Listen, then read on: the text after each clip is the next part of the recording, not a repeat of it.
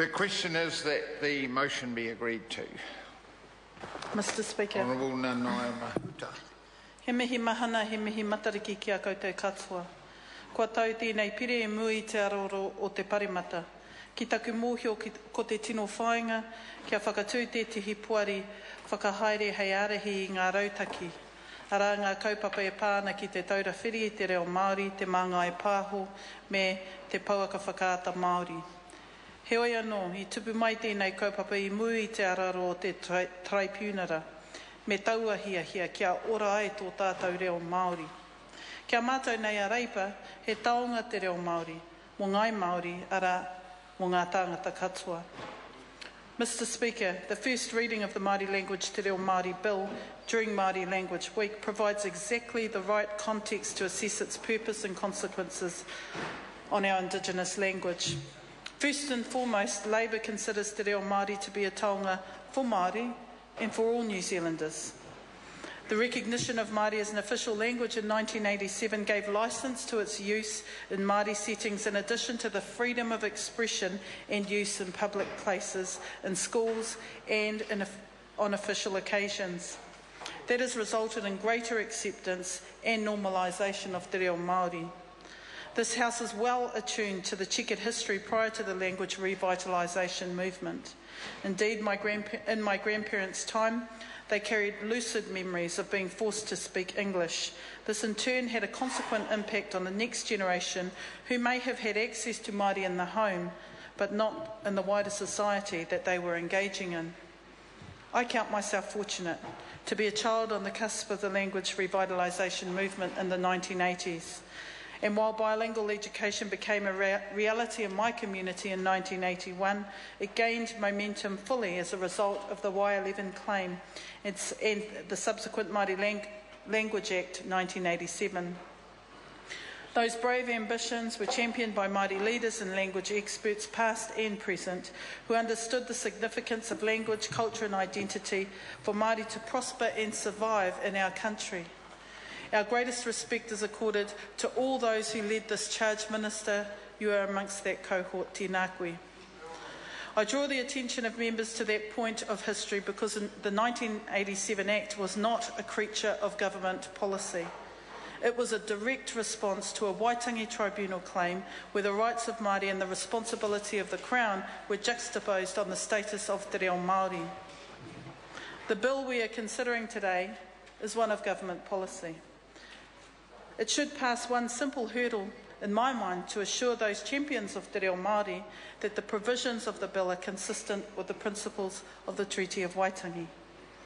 Inherent in this test is the ability of the Waitangi Tribunal to consider the extent of the Crown's ongoing fiduciary obligation to protect Te Reo as a taonga for Māori. At the completion of this first reading debate, I intend to move a motion to send the bill to the Tribunal for that exact purpose, no other reason. This is a matter of principle and not a question about who allocates resources, who sits on boards.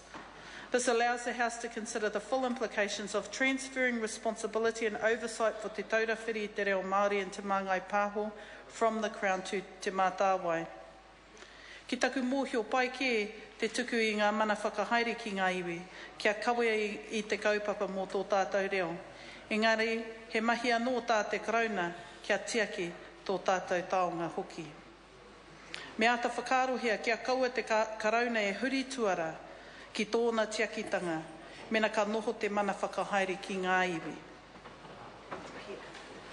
It appears to Labour that there is not a strong enough expression in the bill to make clear the nature and extent of the Crown's ongoing obligation to protect Te Reo Māori in light of the transfer of responsibilities to te mātāwai. As far as I can make out, Clause 7 and the principles guiding a government department are well specified in the bill. Again, Minister, are specified in the bill. The unintended consequence of this provision may well lead to a narrowing of how the public sector participates in its role to grow and sustain Te Reo Māori if the overarching obligation of the Crown is not clear. Minister, today in question time you point to 12C as another expression of what the Crown's obligation might be, but I might say simply this. The responsibility sits with the Minister of Māori Affairs, but one might ask the question, why not the Minister of Education, when the education system is critically responsible for the way in which our children, all our children, have access to te reo Māori? The bill also expresses that the Crown iwi Māori responsibility for te reo is managed through a purchase agreement.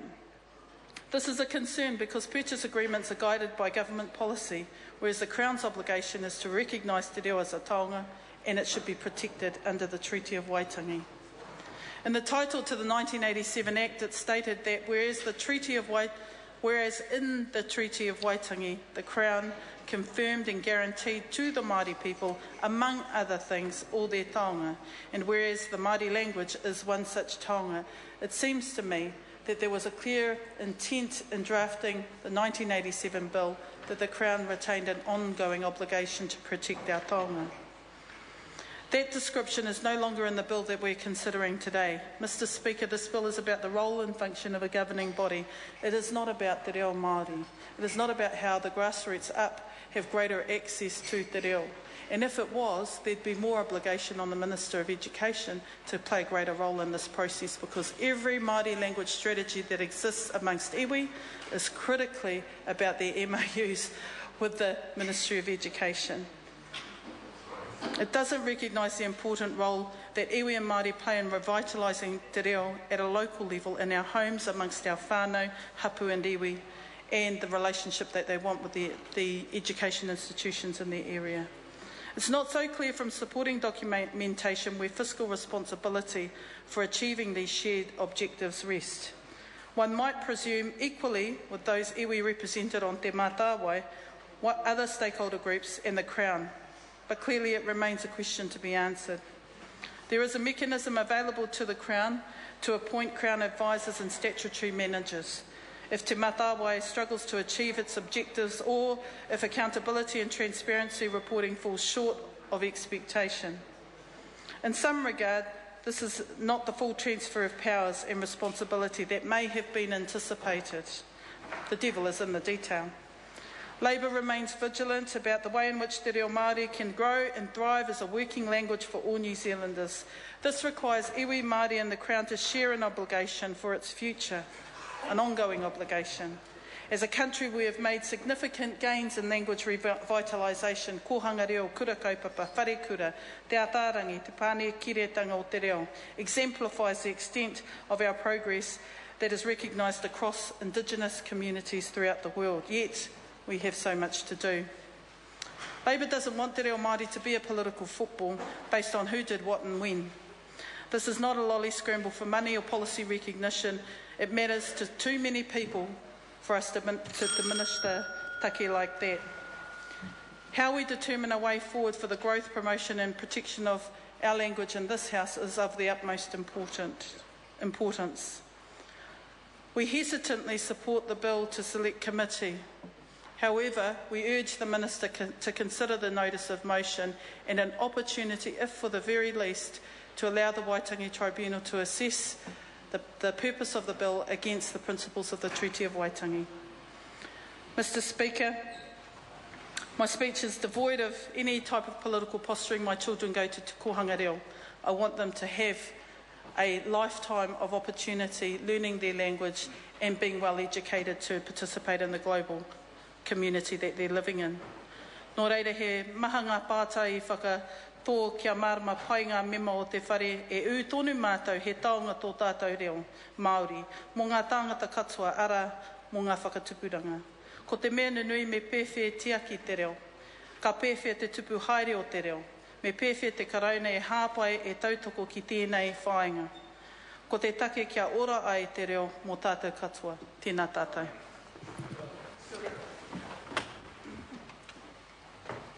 Uroa Flavel. Yeah. Tēnā koe, Mr. Speaker, kia ora tātou katoa I tēnei rangi. Kātahi te rangi a tāhua ko tēnei. Ei te tuatahi ka tāmai, I tāmai a ngai tūhoi, tutuki pai tērā kaupapa,